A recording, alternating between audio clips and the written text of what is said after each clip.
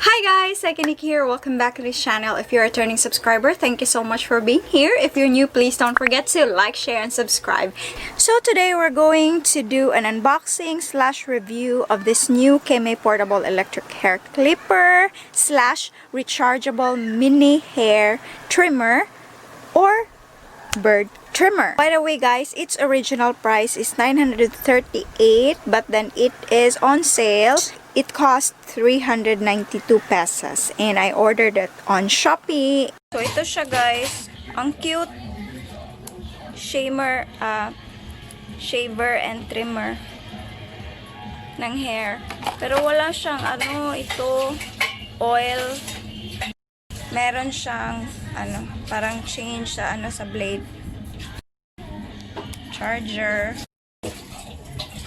Supposedly, I was hoping to avail the one that has a battery, wherein 2A battery, but then when I received this product, I received a product that has a cord.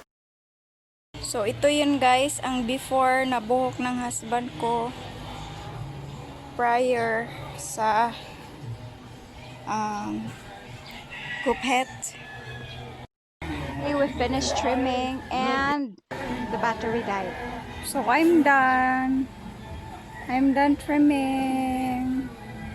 Tapos na kami mag-trim. Daw pa side. Yan na. And other side.